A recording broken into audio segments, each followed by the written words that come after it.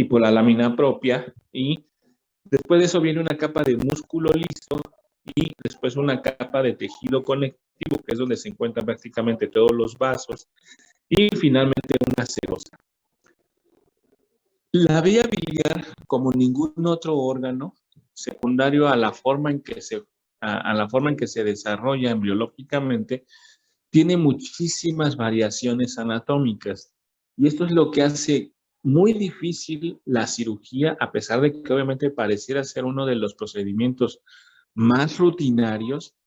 Sin embargo, es uno de los procedimientos más difíciles y con más riesgo de complicaciones secundario a estas anomalías en la vesícula biliar. Y es que las anomalías pueden ser prácticamente en la vesícula, desde la forma, por ejemplo, hasta los conductos. Vamos a ver que en la vía biliar, en la vesícula, podemos encontrar dos vesículas en algunas ocasiones, aunque la verdad de forma personal nunca me he topado con un paciente con dos vesículas, pero está descrito que puede haber dos vesículas las cuales pueden desembocar a un mismo conducto, o puede haber dos vesículas que desemboquen de manera diferente, una en lo que es el hepático y otra en el hepático derecho, o finalmente dos vesículas que desemboquen en lo que es el hepático común.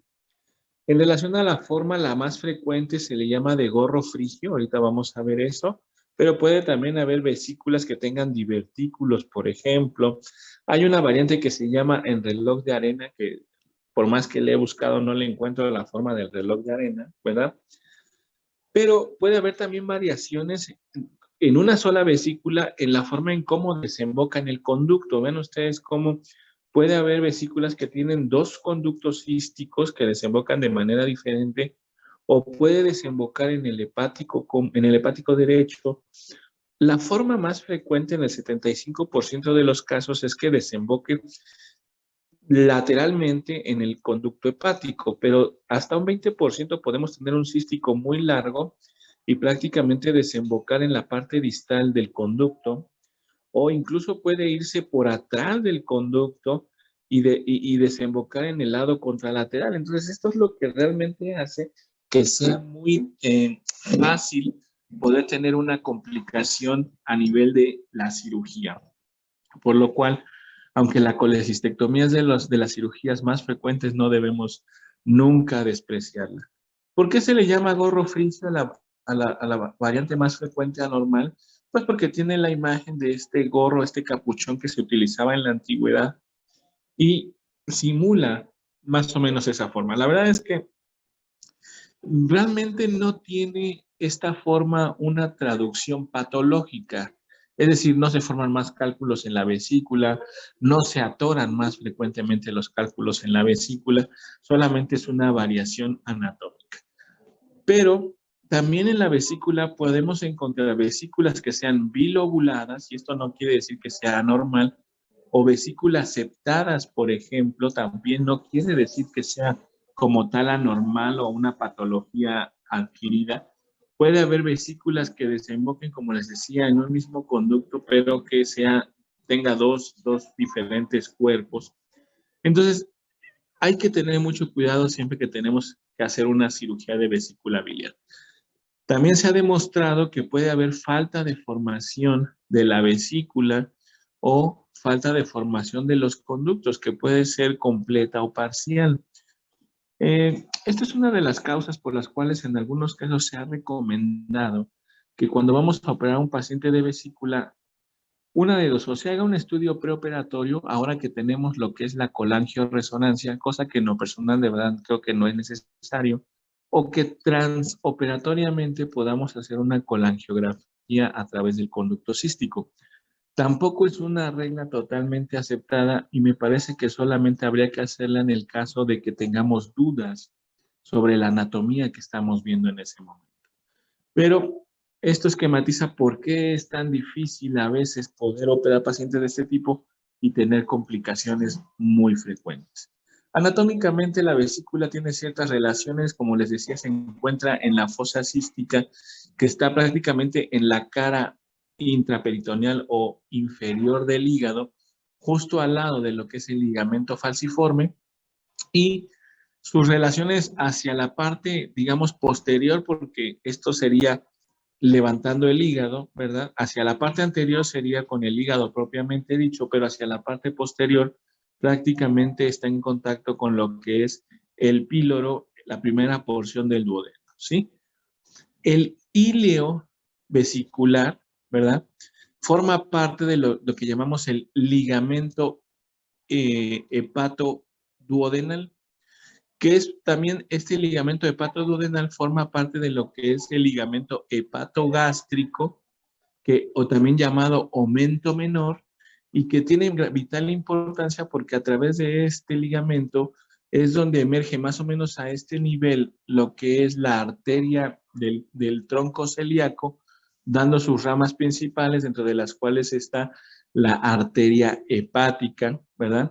La esplénica y la gástrica izquierda. Entonces, esas son básicamente las relaciones que tiene la vesícula.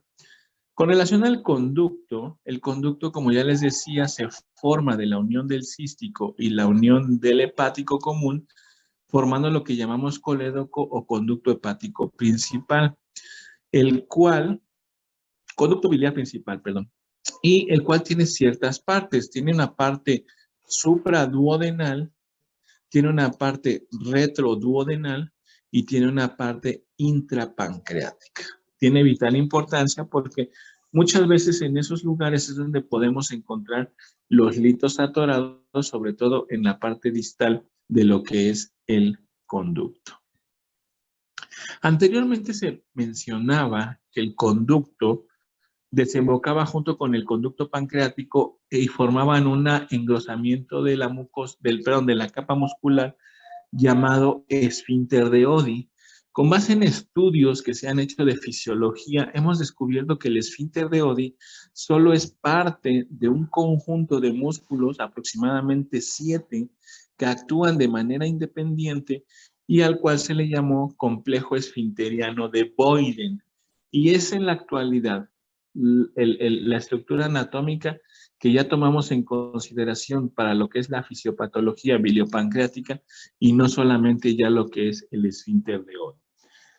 A este nivel también puede haber variaciones en la forma en que desembocan los conductos biliares y pancreáticos. Por ejemplo, pueden desembocar prácticamente juntos en la misma ámpula, ¿verdad? Y formar un pequeñito conducto que es intraesfinteriano, o pueden desembocar de manera paralela, ¿verdad? Pero dentro de la misma ámpula, o pueden formar una Y como tal, ¿verdad? Y esto tiene vital importancia, ¿por qué? Porque esto explicaría tal vez ciertas conductas patológicas, dependiendo si está afectado, por ejemplo, el conducto biliar o si está afectado el conducto pancreático, puede o no interferir con el otro conducto. ¿Eso qué quiere decir? Que no todos los pacientes con coledocolitiasis, es decir, piedras en el conducto biliar principal, van a desarrollar pancreatitis. Eso no es una regla y esto es explicado gracias a esta variación anatómica que les estoy mostrando. Ahora, la irrigación de la vesícula está dado por la arteria cística, que en el 80-90% está dado como rama de la arteria hepática derecha. Sin embargo, hasta en un 10% puede originarse de algún otro lado, que puede ser la hepática común o incluso por provenir de otros vasos a nivel de la mesentérica superior.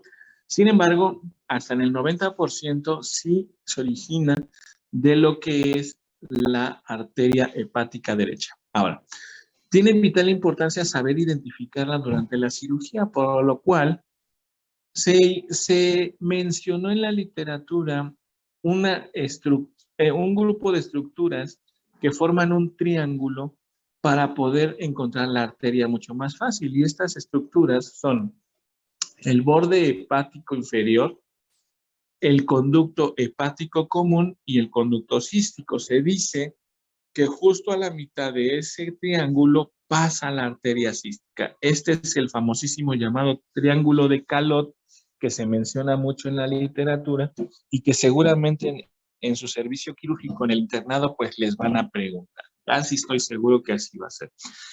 Pero además, Como ya les decía yo que hay mucha tendencia a que puedan provocarse lesiones, entonces se inventó otro triángulo para identificar la zona en la que pasa el hepático derecho, el conducto hepático derecho.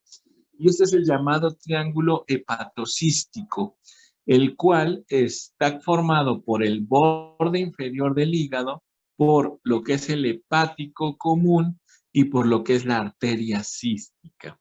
Justo en medio se considera que pasa el conducto hepático común y que nos sirve como referencia anatómica para que nosotros podamos encontrar mucho más fácil estas estructuras y evitar lesiones como tal.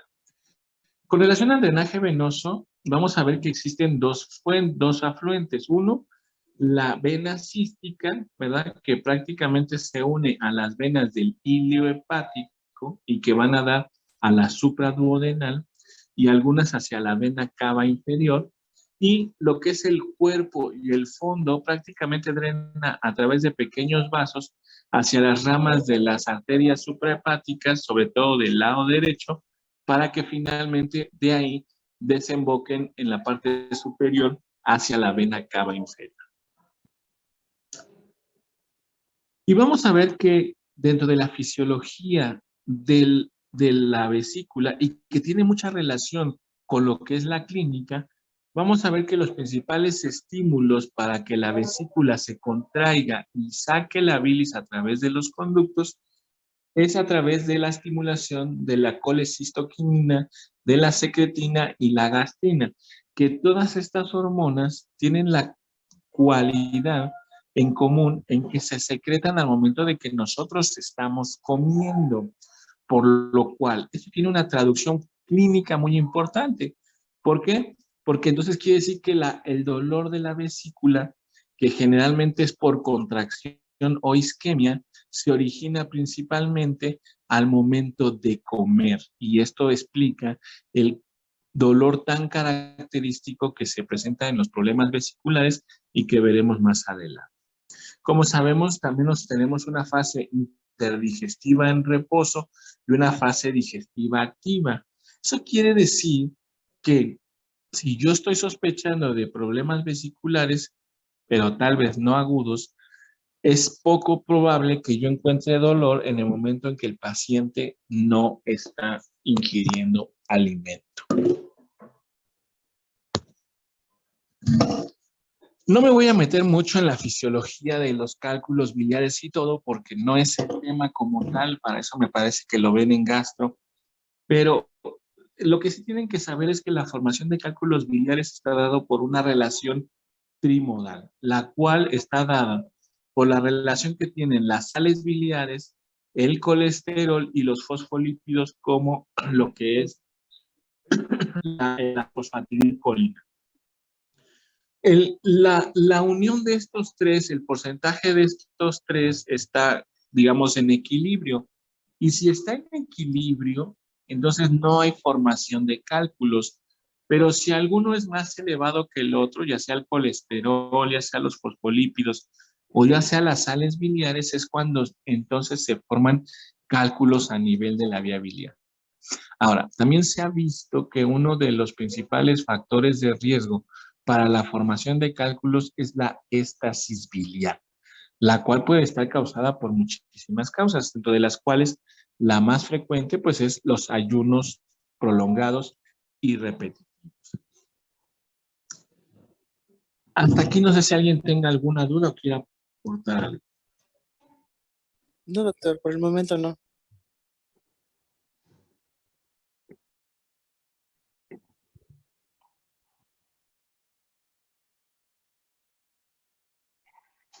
¿La formación de piedras y todo?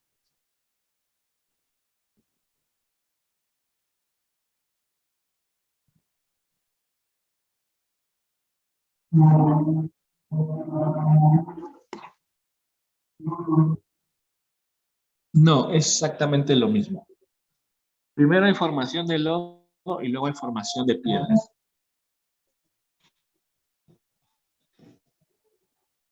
¿Alguien más? Buenos días. No, ¿verdad? No, doctor, gracias. Bueno, vamos a entrar a lo que es el tema como tal, que es la colecistitis aguda. Y en términos generales, nosotros podríamos definir como a la colecistitis aguda como una inflamación de la vesícula, ¿no? En la actualidad, como había mucha controversia y había la información estaba muy dispersa, ¿verdad? Y prácticamente cada quien entendía lo que quería o hacía lo que quería. A partir de más o menos del 2013, se empiezan a publicar algo que se llaman las guías Tokio, que ahora pareciera ser que intentan poder normalizar a nivel mundial los conceptos con relación a las colecistitis agudas y crónicas. Y ellos pues nos dan lo que actualmente utilizamos como la terminología, nos hablan de etiología, de epidemiología, etcétera, etcétera. Entonces, toda esta plática está basada en lo actual, que pues son las guías Tokio. Sin embargo, yo ahí tengo algunas controversias con ellos, pero vamos a ver que las guías Tokio más bien es un consenso de expertos, ¿no? A nivel mundial. Bueno, no somos nadie para dudar de la capacidad de nadie, pero eh, me parece que hay algunos conceptos que son erróneos y algunos conceptos que nada más complican más la situación del manejo de lo que son las colecistitis. Pero bueno, vamos a, hablar, a ver que en las guías Tokio, la colecistitis aguda se define como una enfermedad inflamatoria de inicio agudo que generalmente es secundario a piedras, a una obstrucción por piedras, ¿verdad? Pero que puede haber muchos factores asociados como es la isquemia, alteraciones de la motilidad vesicular, lesiones químicas directas, infecciones por microorganismos, la presencia de parásitos o protozoarios, enfermedades de la colágena o incluso algunas reacciones alérgicas. A mí en lo personal, si me preguntan, no entendí nada de lo que dijo la definición. Realmente no hay un término en relación a horas para definir cuándo es una colecistitis aguda o cuándo es una crónica.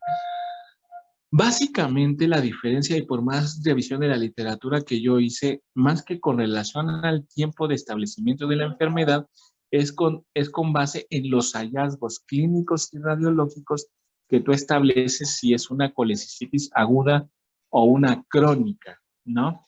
Entonces, vamos a definir los términos exactamente como son. Y no hay discusión en esto, ¿eh?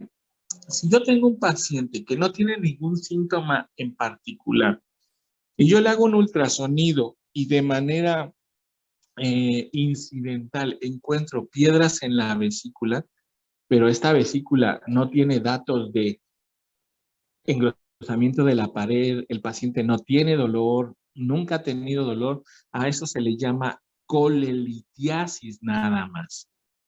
Ahora, si el paciente tiene piedras en la vesícula, no tiene datos de inflamación como puede ser el engrosamiento de la pared o no y solo ha tenido dolor, pero el dolor debe de ser muy característico. ¿Cómo es el dolor característico de la vesícula? Ya les decía que es un dolor cólico que generalmente se presenta al comer y que se presenta más fuerte cuando se comen cosas grasosas, que puede ser huevo, puede ser aguacate, etcétera, etcétera. Entonces, es un dolor que se despierta clásicamente cuando come el paciente cosas grasosas. Pero si el paciente no tiene ningún dato radiológico de inflamación y no tiene ningún otro signo aparte como fiebre, alguna otra alteración, a eso se le llama cólico vesicular. Ahora, cuando el paciente tiene piedras, tiene cólico vesicular, pero está acompañado de otros signos como puede ser la fiebre, y además yo por ultrasonido encuentro engrosamiento de la pared, y ahorita voy a hablar del engrosamiento porque hay dos tipos. Del engrosamiento de la pared, vamos a hablar ahorita en términos generales, engrosamiento de la pared. ¿Cuándo es engrosamiento de la pared? Mayor a 2 milímetros, porque ya les había dicho que lo normal es hasta 2 milímetros. Si yo encuentro eso, entonces podríamos estar hablando de una colecistitis aguda. Y es aquí donde quiero definir o diferenciar a lo que se refiere engrosamiento de la pared. No es lo mismo tener edema de la pared que engrosamiento de la pared. Y radiológicamente yo lo puedo diferenciar. Hasta ahí me voy a quedar ahorita en el punto donde les digo que la colecistitis aguda tiene engrosamiento de la pared, pero secundario a edema de la pared. Es una enfermedad que tiene cólico vesicular, pero que aparte tiene fiebre. Y tiene otro signo de laboratorio, leucocitosis. Esa es la tríada diagnóstica de colecistitis aguda. Fiebre, dolor cólico y leucocitosis. Ahora, puede haber cuadros de cólicos vesiculares o puede haber datos de inflamación de la vesícula sin necesidad de tener una traducción clínica como tal. Es decir, no hay dolor, no hay fiebre, pero el paciente tiene piedras en la vesícula y esa vesícula ha estado sometida a inflamaciones subclínicas, llamémosle así.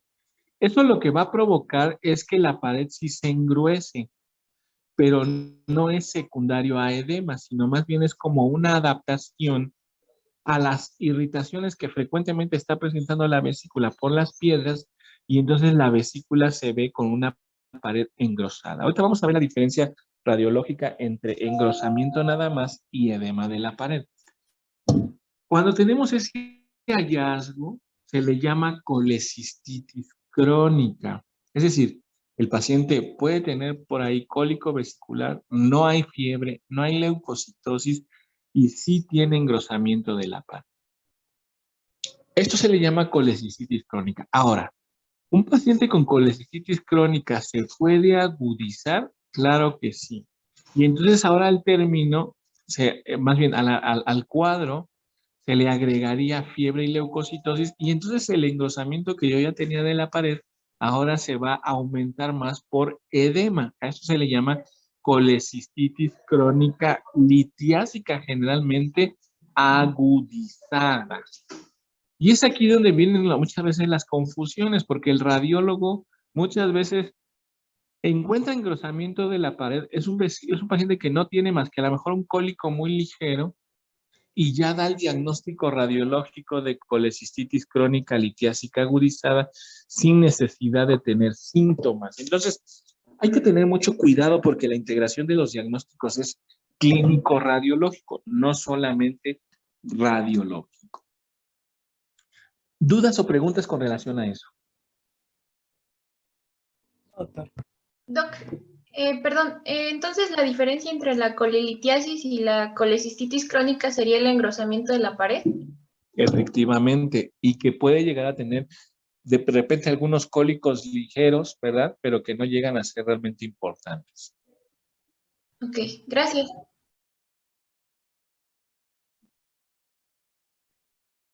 Exactamente, exactamente. ¿Alguien más? No, ¿verdad? Bueno, entonces, las colecistitis agudas propiamente dichas podemos encontrar dos tipos. La que está asociada a piedras, y esta se le llama colecistitis aguda litiásica, y la que no se asocia a piedras, que se le llama colecistitis aguda alitiásica, ¿ya? Ahora, hay que tener mucho cuidado, ¿por qué? La colecistitis aguda alitiásica, la etiología generalmente es por isquemia. Y esto generalmente se observa en pacientes que tienen problemas muy graves, como puede ser la sepsis o quemaduras o traumatismos, ¿verdad? Que casi siempre son pacientes que están en terapia intensiva. Recuerden ustedes que cuando el paciente está en estado de gravedad, uno de los órganos que más frecuentemente se sacrifican en relación a la circulación, pues es el sistema digestivo en general. Entonces, esto puede llegar a provocar isquemia a nivel de la vesícula y es ahí donde se presenta la colecistitis alitiásica.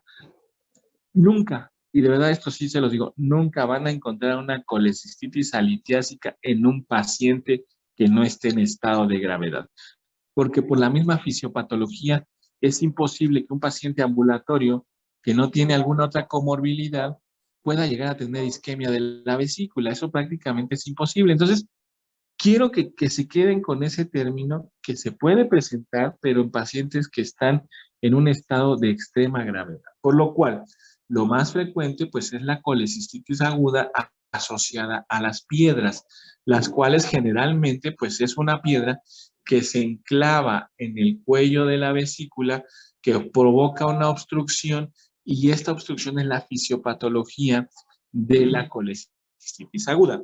Sabemos que hay factores de riesgo para el desarrollo de cálculos y a su vez de colecistitis aguda, y se menciona en la literatura como las 4 Fs: ser mujer, tener obesidad, tener mayor de 40 años y ser multípara. Esos son los factores de riesgo. ¿Por qué factores de riesgo? Porque provocan éstasis vesicular. Ya de entrada, la mujer a nivel hormonal se provoca éstasis vesicular. Si a esto le agregamos obesidad, pues va a haber un mayor aumento generalmente de colesterol. Pacientes más añosos tienen ya trastornos de la motilidad en general del tubo digestivo, lo que también provoca éstasis. Y los embarazos se ha visto que también provocan éstasis vesicular. Por eso es que se mencionan como factores de riesgo para la formación de cálculos y a su vez para lo que es la colecistitis aguda. Y es que, ¿cuál es la historia natural de la enfermedad? La historia natural de la enfermedad empieza cuando hay una obstrucción por el cálculo a nivel de lo que es el cuello. Empieza a haber secreción dentro de la vesícula y esto va a aumentar la presión intraluminal, algo muy parecido a lo que pasa en el apéndice. Aumenta la presión intraluminal, esto va a aumentar la presión transmural, lo que inicialmente va a sobrepasar la presión venosa y linfática y entonces va a provocar edema del órgano, ¿verdad? Casi siempre este estadio, que es el primer estadio, es donde nosotros hacemos el diagnóstico. Esto se presenta generalmente entre los 2 y 4 días después de que empieza la obstrucción. Si nosotros no aliviamos el cuadro, entonces la presión intraluminal va a sobrepasar la presión arterial de la arteria cística y esto va a empezar a provocar áreas de isquemia y necrosis de la pared. Agregado a esto, va a empezar a haber colonización de las bacterias que generalmente llegan de forma ascendente por el conducto hacia la vesícula y entonces puede haber la formación de material purulento generalmente dentro de la vesícula. Esto explica las diferentes fases de la colecistitis aguda. Porque les voy a decir una cosa, seguramente ustedes van a encontrar en la literatura conceptos como hidrocolecisto, piocolecisto, colasco, y muchas veces se piensa que son etiologías diferentes o son enfermedades diferentes. No, no lo son. Son estadios de la colecistitis aguda que se van presentando porque si yo no soluciono la obstrucción de la vesícula. ¿Por qué lo vuelvo a mencionar? Porque generalmente el radiólogo, nuevamente, y perdón que sea muy insistente en esto, pero el radiólogo muchas veces encuentra una vesícula mayor de 10 centímetros, que es el parámetro que nosotros utilizamos como de corte para decir que una vesícula es en ayuno o ya es un hidrocolecisto, ¿verdad? Encuentra el radiólogo una vesícula de 10 centímetros, pero con pared delgada, no hay datos de obstrucción. No hay ni siquiera sintomatología y dice que es un hidrocolecisto. Esto habla totalmente de ignorancia con relación al tema. Entonces, y esto no es raro que ustedes se lo encuentren. Ahora, ¿cuáles son los criterios para tomar en cuenta esto? Bueno, como ya les decía, la colecistitis aguda, pues es la etapa inicial donde hay edema de la pared, ¿verdad? Si nosotros no lo solucionamos, entonces la vesícula se va a empezar a llenar de mucho líquido y tiene una capacidad, ya le decía, más o menos importante, 43 centímetros cúbicos, pero esto va a hacer que la vesícula y la pared se sobredistingan, pero tiene la pared edematosa. Entonces el hidrocolecisto, para decir que el criterio para que sea un hidrocolecisto es que tiene que haber un cálculo obstruyendo, tiene que ser una vesícula mayor de 10 centímetros, que esté llena de líquido, pero que aparte tenga engrosamiento secundario a edema de la pared. Si no cumple todos esos criterios, no es un hidrocolecisto. Hidrocolecisto significa que la vesícula está edematosa y tiene gran cantidad de líquido adentro que generalmente es transparente. Cuando las bacterias llegan al hidrocolecisto, forman pus dentro y eso ya se le llama piocolecisto. Como ven ustedes, en el piocolecisto, vean ustedes la pared ya se ve isquémica y en algunas áreas necróticas. Y dentro hay material purulento. Si esto no lo soluciono y se rompe, a esto se le llama colasco. Y el colasco puede hacer que me dé una peritonitis generalizada o puede afectar a los órganos que están cercanos. Y si afecta a los órganos que están cercanos, entonces me puede provocar dos complicaciones descritas en la literatura. Una fístula biliar, en la cual hay una comunicación entre la vesícula con el conducto principal, y a esto se le llama síndrome de Milizzi, que no me voy a meter más allá en relación a la clasificación y todo, porque no es el tema, pero que sepan que eso existe. Y la otra es que se puede comunicar hacia el intestino delgado y darme paso de lo que es un lito de la vesícula biliar al intestino, que generalmente se atora en lo que es la válvula ileocecal, y a esto se le llama iliobiliar, porque provoca un dato de cuadro de obstrucción intestinal secundario a ese lito, y radiológicamente yo lo puedo diagnosticar con una imagen como la que ustedes ven en la pantalla.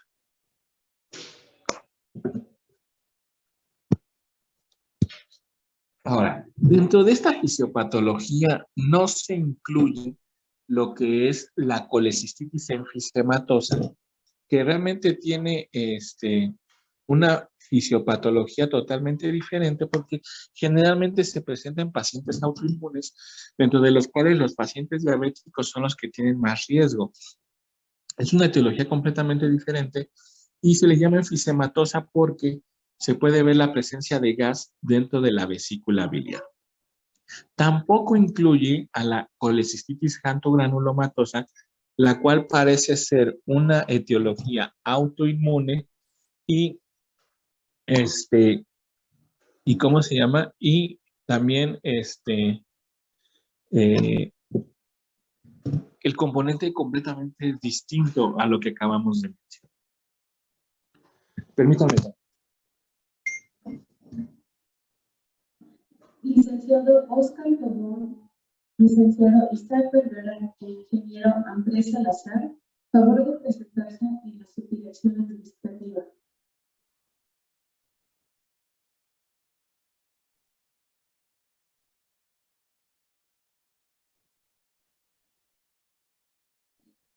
Licenciado Oscar Carbón, licenciado Isaac Vergara e ingeniero Andrés Salazar, favor de presentarse en la subdirección administrativa.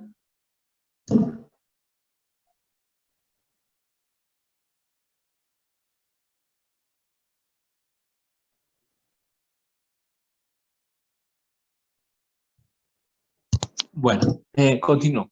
Entonces, la pregunta es, y esto es algo muy común en la vida diaria, ¿está indicada la cirugía en todos los pacientes con vesícula biliar con litos, es decir, con colelitiasis? ¿Ustedes qué dicen? Pues es como el apéndice, ¿no, doc? Dependiendo también, creo que hay indicaciones exactas en las cuales tal vez no está indicado el tratamiento quirúrgico, pero en su mayoría debiesen ser operados quirúrgicamente. ¿Deben ser operados qué, perdón? ¿Me escucho? Ahí ya. Digo que como un apéndice, por ejemplo, hay ciertas indicaciones para que no se haga el tratamiento quirúrgico. Sin embargo, en la mayoría de estos, pues debiesen hacerse. Bueno, recordad que el apéndice generalmente se opera cuando tiene un cuadro de complicación, ¿no? Sin embargo, acá tenemos un paciente que tiene colelitiasis, vuelvo a mencionar, asentémonos ahí. El paciente tiene colelitiasis. Y entonces hay dos corrientes en la actualidad. Hay quien dice, ¿sabes qué? Es un paciente que tiene colelitiasis, tiene piedras, tiene riesgo. Lo mejor es operarlo ya para que evitemos que pueda llegar a todo esto que ya les mencioné. Hay otra corriente que dice, no, no, no, no, espérate, la vesícula tiene una función. Lo mejor es operarlo solo si se complica. ¿Ustedes qué dicen?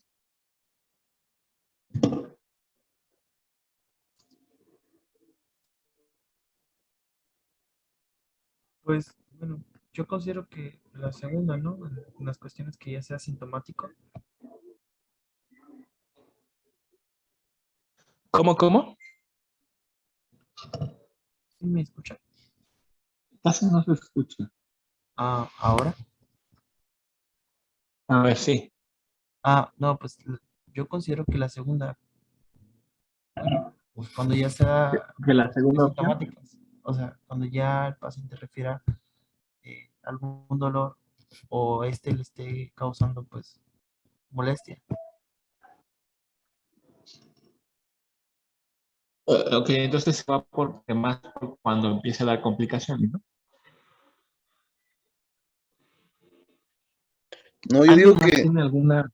yo digo que igualmente en cuanto se comprueba, por ejemplo, como decíamos hace un momento, no tiene la sintomatología y, por ejemplo, lo comprobamos por ultrasonido, pues yo creo que es una indicación de que se haga la cirugía. Ya de ahí en fuera que el paciente pueda tolerar el dolor o que pueda llevar a cabo una dieta, pues es una cosa muy aparte, ¿no? Pero sí debería ser una indicación total para cirugía. Ok, permítame. Bueno, bueno, bueno, no, se equivocó. Ajá. Eh, entonces, tener piedras en la vesícula para usted sí sería una indicación de operar. Sí, porque si ya lo comprobé es porque seguramente el paciente llegó por una sintomatología. O sea, porque no le voy a hacer un ultrasonido luego, si no tiene síntomas, ¿no? Lo curioso es que sí se hace. Muchas veces tienen un dolor abdominal que no es característico de la vesícula y entonces le hacen un ultrasonido, ¿no? Y encuentran piedras. No hay datos de inflamación. Eso es, y yo diría que ese es el escenario más frecuente, ¿eh? El paciente llega a lo mejor por cuadro de epigastralgia, o a lo mejor un dolor, pero en cuadrantes inferiores, le hacen el ultrasonido y encuentran piedras. Entonces, ese tal vez sería el escenario más frecuente que hay en la actualidad. Bueno, usted dice que sí, lo mejor es operarlo pues para prevenir complicaciones, ¿no? Sí, doc.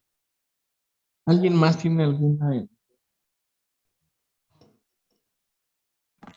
Pues yo coincido con este Iram, doctor, ¿no? Porque pues siempre, no únicamente en el caso de la vesícula biliar, pero prácticamente en todos los casos es preferible realizar una cirugía electiva que una de urgencia, ¿no? Porque la cirugía de urgencia siempre va a tener una evolución posoperatoria más desfavorable para el paciente y las complicaciones van a ser mayores. Ok. ¿Alguien más?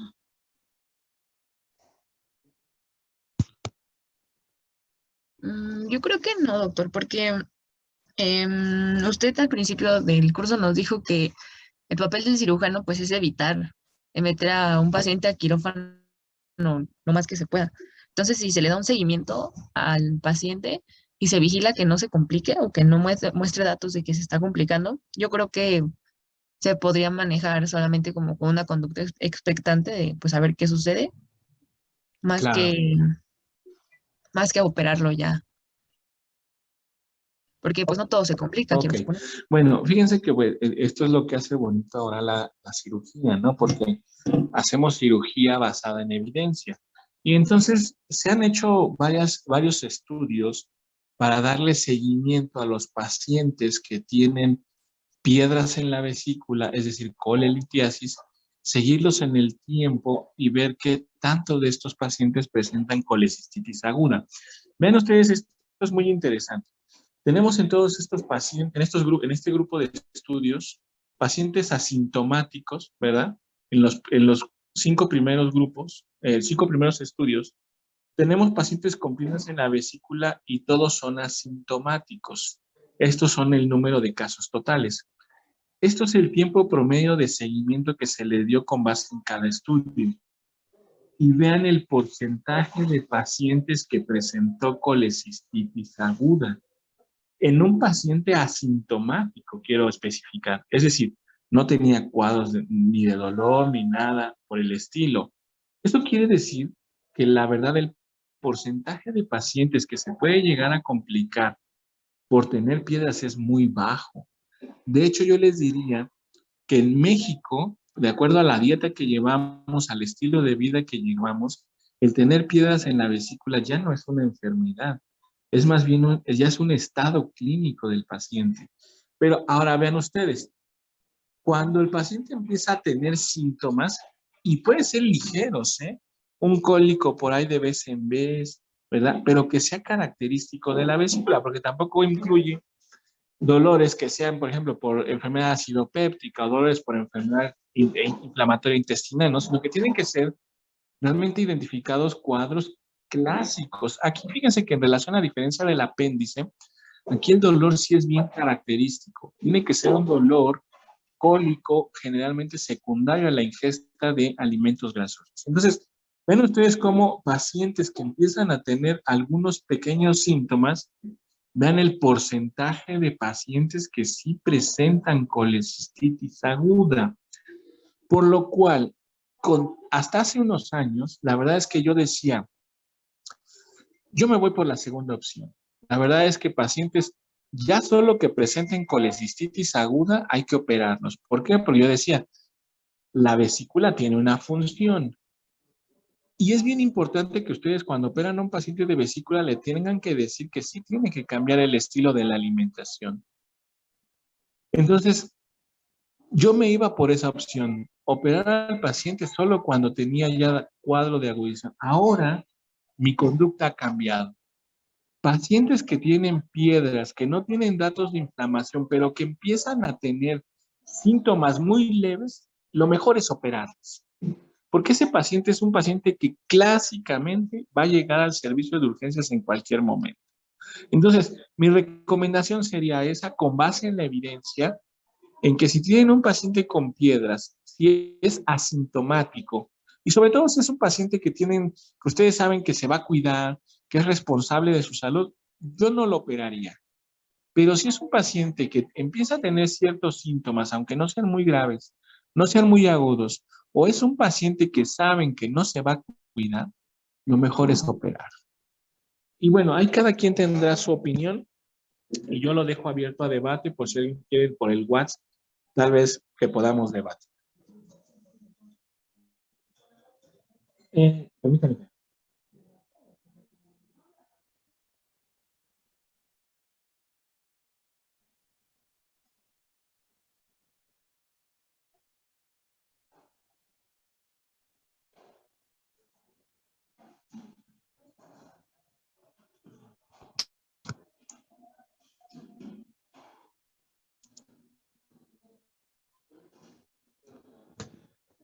Ok, bueno, con relación al diagnóstico,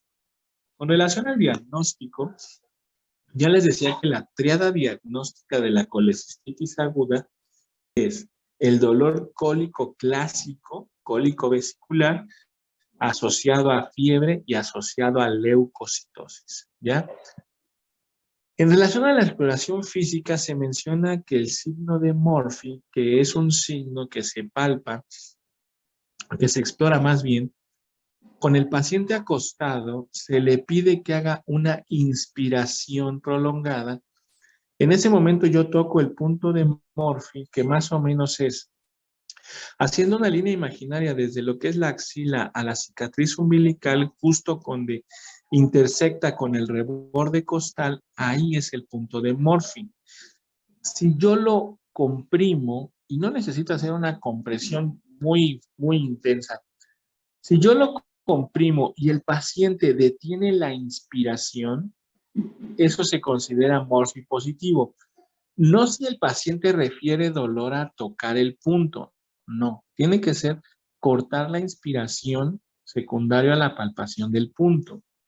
El problema con todo esto es que vean ustedes, cuando se hace un análisis de la sensibilidad y especificidad de lo que son los diferentes signos y síntomas, vamos a ver que todos los signos y síntomas tienen una sensibilidad y una especificidad sumamente baja, algunos hasta menos del 70%. Tal vez dentro de todos estos que les pongo aquí como la anorexia, el vómito, la fiebre, la posición antiágica, el signo de Morphy, el único que tiene un poquito más de especificidad es el signo de Morphy hasta el 87%, pero su sensibilidad es menos del 60%. Entonces, realmente no quiere decir que yo teniendo eso ya tengo el diagnóstico. Ven ustedes cuando valoramos rebote, sensibilidad, rigidez, una masa en cuadrante superior derecho. Permítanme. Bueno.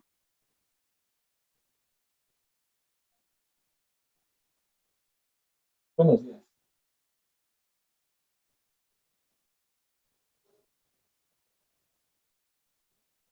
No, está equivocado. Está equivocado.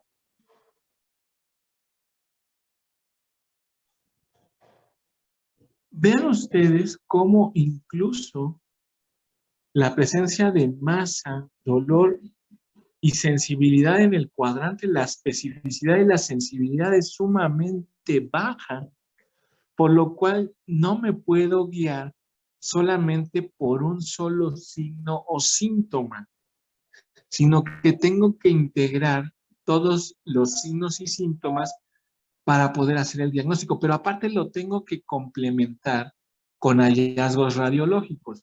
Es por eso que en las guías Tokio se menciona que para poder hacer el diagnóstico de colecistitis aguda, yo tengo que tener manifestaciones clínicas locales, como es el signo de Morphy, el dolor en el cuadrante superior derecho o una masa palpable, signos sistémicos como la fiebre, la leucocitosis. Ya les había hablado yo que la proteína C reactiva, la verdad, yo no la utilizo como un parámetro importante, pero aparte asociado a características radiológicas que confirmen la sospecha clínica. Díganme ustedes si las guías Tokio están diciendo algo diferente a lo que ya sabíamos anteriormente a las guías. Realmente no están diciendo nada nuevo bajo el sol, ¿no? Ellos dicen que con la presencia de un solo signo local, uno sistémico y la comprobación radiológica, ya hago el diagnóstico. Entonces, realmente no sé a qué me aporta más las guías Tokio, pero bueno.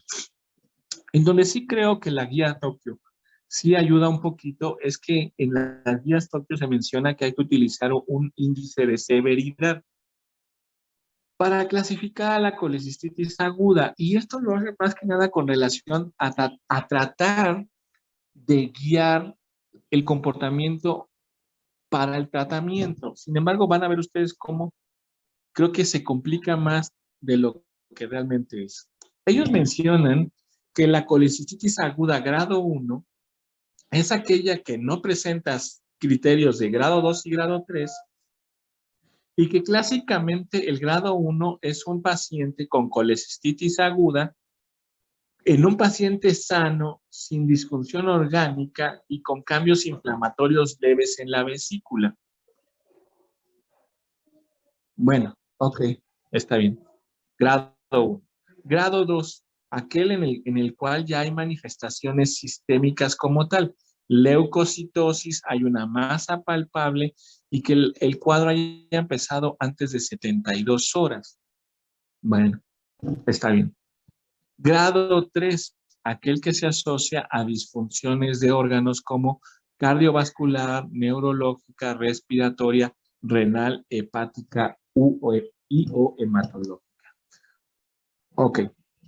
No sé si me aporte algo más realmente definirla así, aunque creo que con fines pronósticos sí vale la pena. Y esto con fines pronósticos lo digo para que cuando uno va e informa al familiar sobre el pronóstico del paciente. Creo que ahí sí el índice de severidad me da un parámetro objetivo de lo que puede suceder, porque la mortalidad a 30 días en el grado 1 es hasta del 15%, en el grado 2, perdón, es de 1 punto, perdón, ¿dónde está? La mortalidad a 30 días es mucho mayor, vean ustedes, prácticamente el doble en el grado 3 que en el grado 1. Entonces, solo como factor pronóstico me parece que indudablemente sí vale la pena clasificar a la colecistitis aguda. Sin embargo, para ayudarme a hallar el tratamiento, yo lo pongo en el diagnóstico radiológico, que ya les comentaba que es donde más tenemos problemas, porque el radiólogo se las da de clínico y entonces empieza a dar diagnósticos y etcétera, y nos mete en muchos problemas. Porque hay pacientes, porque tengo que decirles que el diagnóstico de colecistitis aguda o de hidrocolecisto es un paciente que se tiene que operar sí o sí. Y si clínicamente no lo tiene, puede haber controversias. Y aquí, créanme que el escenario es complejo. ¿Por qué? Porque si el paciente no tiene esto, pero se complica de algo, no necesariamente de la vesícula, seguramente va a pensar que es por la vesícula. Y esto puede ser motivo a tantas confusiones que incluso he visto demandas a médicos por un mal diagnóstico radiológico. Y problema tenemos que los abogados no saben de radiología y menos de medicina. Entonces, se vuelve un problema muy serio, de verdad. Ya les había dicho que los valores normales del tamaño de la vesícula más o menos es de 7 a 11 centímetros permisibles. Sin embargo, las vesículas en ayuno generalmente llegan a menos de 10 centímetros, pero recuerden que todos estos parámetros son tomados de lo que es la curva de normalidad, de la curva de Gauss. Entonces, todos son parámetros estadísticos, por lo que puede haber un 5% hacia arriba, un 5% hacia abajo. Pero en términos generales, la vesícula mide menos de 10 centímetros. Más o menos mide de 3 a 4 centímetros de ancho. Pero lo que sí no varía es que el espesor de la pared es de 2 milímetros.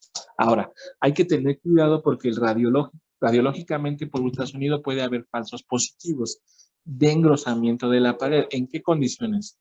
En todas las insuficiencias. Insuficiencia pancreática, insuficiencia renal, insuficiencia hepática, insuficiencia cardiovascular, que provocan éstasis a nivel del hígado, lo que hace que simule un falso engrosamiento de la pared. Entonces, hay que tener cuidado siempre en ese contexto. Bueno, ya les había dicho que el colédoco normalmente mide menos de 6 milímetros. Ahora, se ha demostrado que la posición en la que me reportan el lito puede asociarse más o no a colecistitis aguda. Por ejemplo, lo clásico es tener un lito enclavado en el cuello de la vesícula y que no es móvil. Cosa contraria que si es un lito que se encuentra en el cuerpo en el fondo y que es móvil. La verdad es que la posibilidad de que ahí haya colecistitis aguda es muy baja. Y aquí viene lo que mencionábamos del engrosamiento de pared. Cuando yo tengo engrosamiento de la pared secundario a edema, se observa esta imagen de doble contorno o de doble riel. Ese es realmente el signo característico de edema de la pared. Y si ustedes me preguntan, pues sí está engrosada, ¿no? Pero tiene esta imagen clásica en sándwich de una línea hiperecogénica, una hipoecogénica y luego otra hiperecogénica. Cosa contraria a cuando se ve engrosamiento de la pared por colecistitis crónica, en la cual es una línea totalmente hiperecogénica que envuelve a la vesícula. Entonces, ¿puede haber engrosamiento de la pared sin edema? Sí. ¿Puede haber edema sin engrosamiento de la pared? No. Y esto está establecido objetivamente y ahorita lo vamos a ver. Ahora, pueden ustedes encontrar esto que se llama signo de West, que es ausencia de la luz de la vesícula porque está ocupada totalmente por un lito que prácticamente forma el contorno de la vesícula y entonces toda la pared posterior no se ve. A esto se le llama signo de West y no habla de colecistitis aguda, solamente puede hablar de litiasis vesicular. Ahora, el lodo biliar, pues ya lo habíamos mencionado mencionado que se observa como líquido un poco más hiperecogénico que el resto de lo que es la luz de la vesícula y que generalmente es móvil. ¿Puede provocar el lodo biliar colecistitis aguda? Definitivamente no. ¿Puede provocar cólico vesicular? Sí, pero el lodo biliar jamás va a ocluir la luz de la vesícula.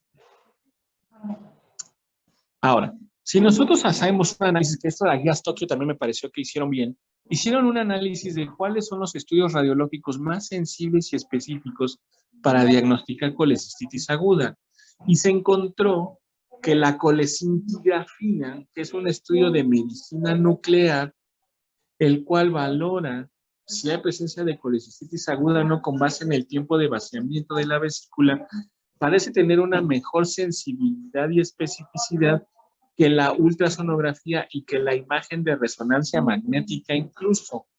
Sin embargo, no es un estudio que nosotros tengamos a la mano de manera factible, por lo cual el ultrasonido que demuestra ser igual de sensible y específico que la resonancia se vuelve nuestro estudio de elección a pesar de saber que es operador dependiente y que ya les mencioné los problemas que estamos teniendo.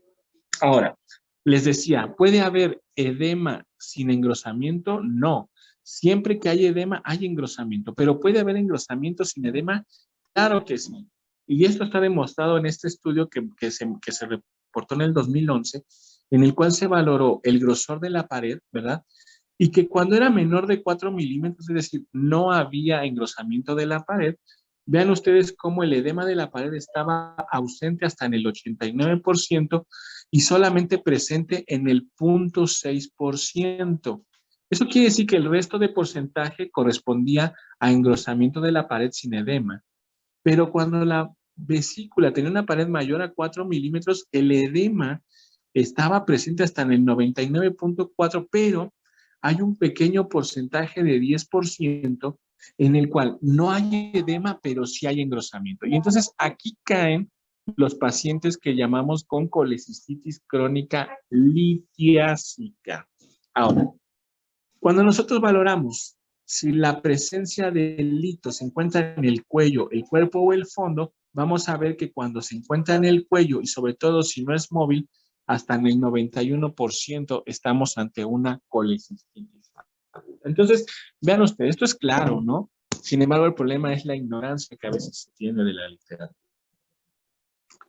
Ahora, en este parámetro, en esta tabla, se valora qué tanta capacidad tiene el ultrasonografista de realmente diagnosticar lo que yo encuentro en el quirófano.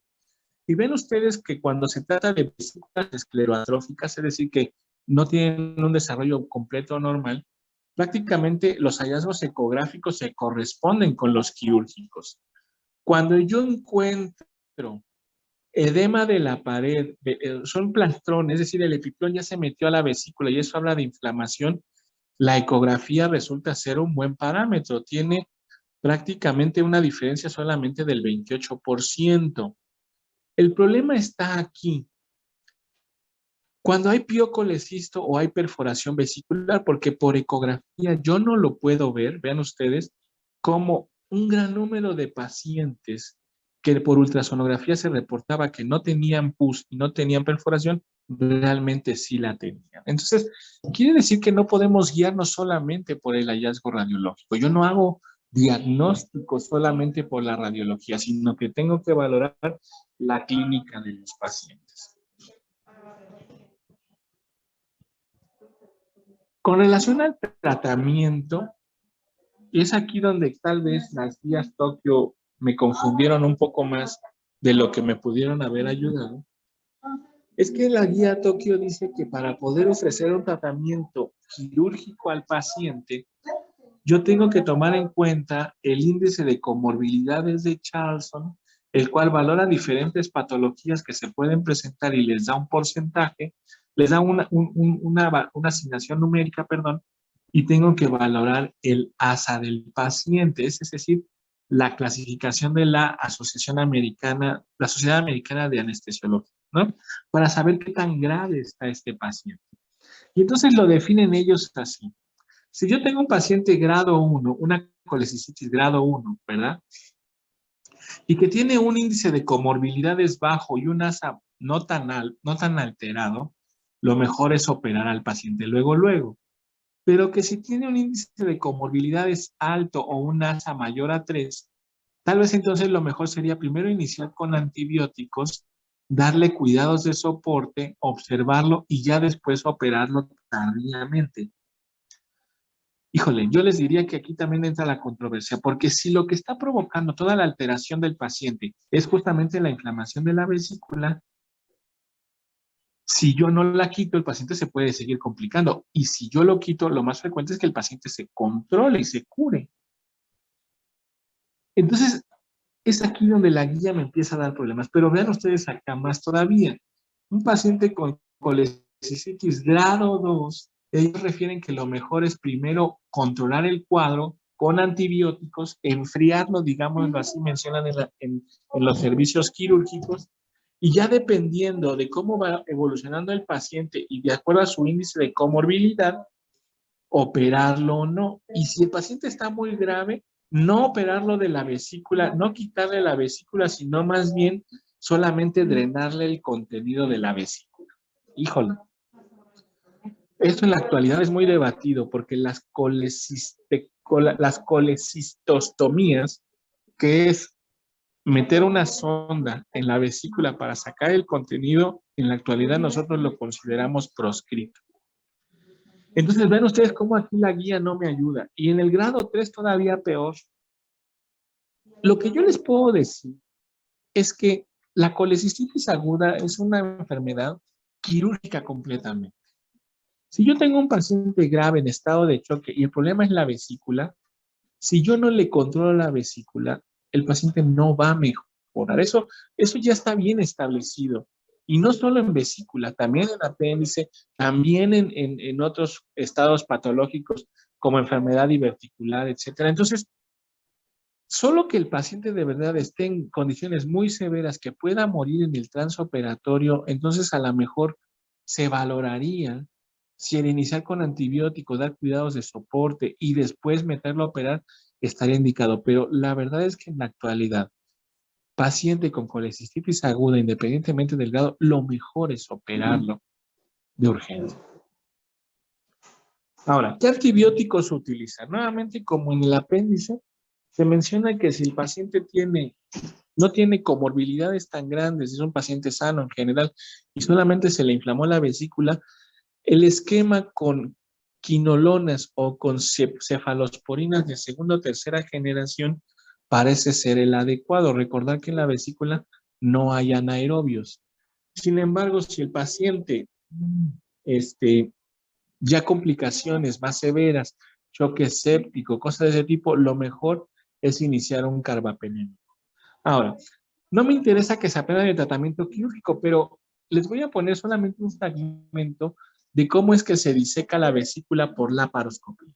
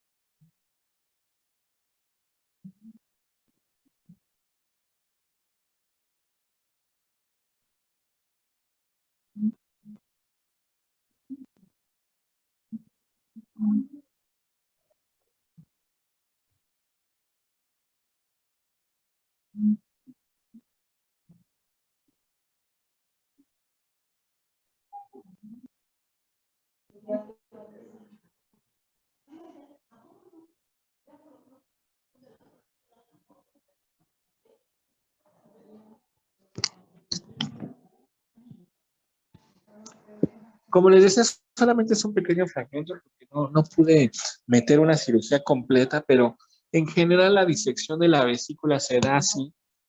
Si alguno está interesado en aprender un poco más sobre la técnica, le puedo pasar videos, etcétera, para que vea cómo se diseca de manera inicial.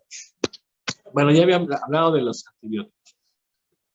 Por lo que yo, en forma personal, les paso a ustedes las indicaciones postquirúrgicas que generalmente dejo en un paciente con colecistitis y posoperado. Generalmente lo dejo en ayuno hasta el momento en el que el paciente empieza a canalizar gases. Cuidados generales de enfermería y signos vitales por turno. Y aquí hay que cuidar lo clásico: vendaje de miembros inferiores para evitar trombosis, la curva térmica y control por medios físicos, vigilar la uresis para que veamos que hemodinámicamente todo está bien, ¿verdad? Ahí tuve un error. Eso de preparar para quirófano es en las indicaciones preoperatorias. Cuidados de drenaje y cuantificar gasto oportuno. En general, en las colecistitis agudas, yo siempre dejo drenaje. ¿Por qué? Porque siempre va a haber fuga de líquido, puede haber fuga de bilis por la misma inflamación. Entonces, definitivamente que lo mejor es dejar un drenaje. Con relación a las soluciones, ya lo habíamos mencionado, ya no voy a entrar más en detalle. Y con relación a los medicamentos, siempre se deja un protector de mucosa, los antibióticos que ya les mencioné, analgésicos y un medicamento que ayude al vaciamiento gástrico para evitar la náusea. Y con eso termino mi presentación. Me gustaría escuchar dudas o comentarios con relación al tema. Doctor, después de la cirugía, ¿cuánto tiempo tiene el paciente para empezar con la dieta, su dieta normal? O incluso, ¿cuánto tiempo después ya puede empezar con una dieta con grasas, por ejemplo? Miren, en general, si la colecistectomía se llevó a cabo por vía laparoscópica, generalmente al otro día se le dan líquidos claros e inmediatamente haya tolerancia de los líquidos, se le da la dieta blanda. ¿Por qué? Porque el hilo intestinal generalmente es menor. Cuando es una colecistitis abierta, generalmente se inicia por ahí del tercero al quinto día. ¿Y esto por qué? Por el hilio que se provoca en el intestino. No necesariamente porque pueda haber o no complicaciones en la vesícula.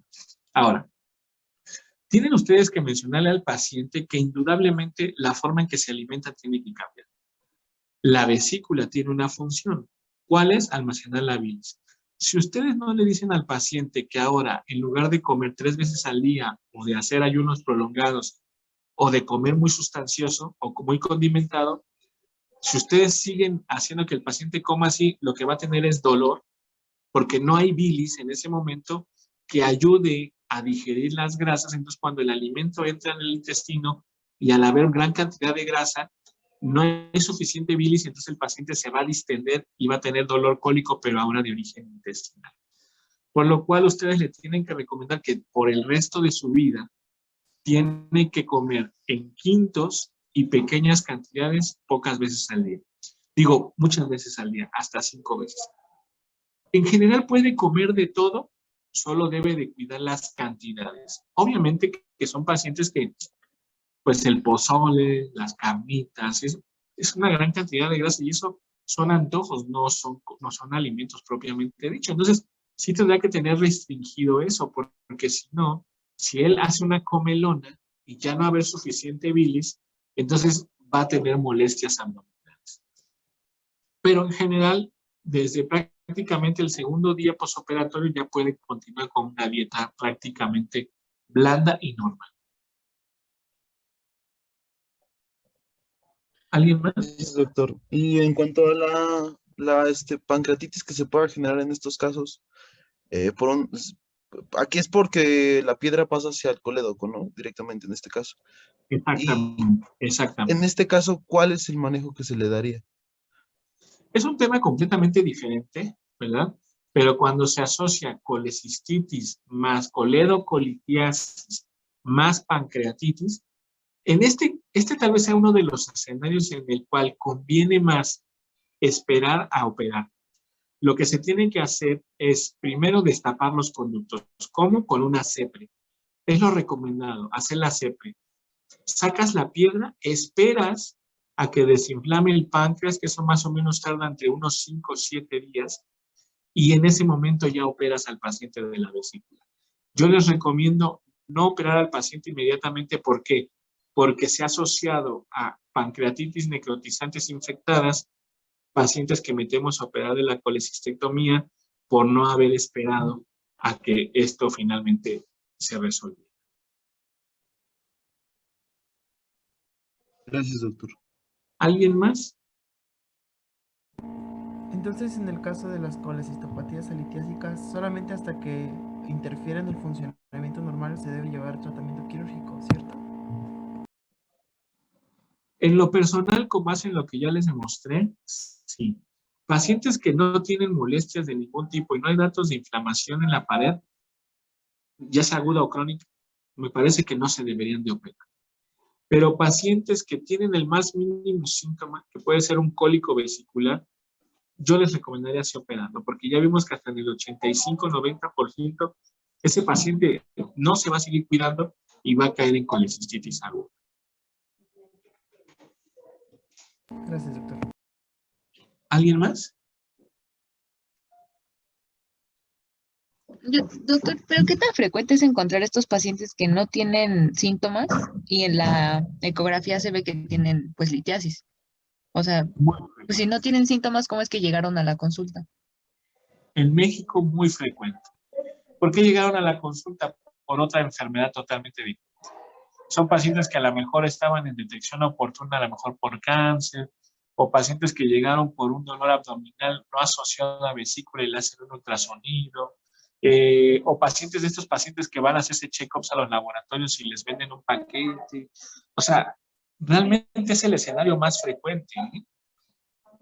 Aunque la enfermedad de la vesícula es de las más frecuentes en cirugía, sí es de las más frecuentes en un servicio quirúrgico. Recuerden que un servicio quirúrgico pues, es un servicio de, ¿cómo le decimos? De concentración, ¿me explico? Pero en la vida diaria no es tan frecuente la colecistitis aguda, ¿eh? En verdad se los digo. Y eso que yo me dedico a la medicina privada, pero yo les diré que, híjole, en el año tal vez llevo como 5 vesículas o 6 vesículas por colecistitis aguda. O sea, realmente no es tan frecuente en un área que no es de concentración. Es más frecuente el paciente que se le hace un estudio por cualquier otra causa y encuentras piedras, pero no tiene síntomas. ¿Alguien más?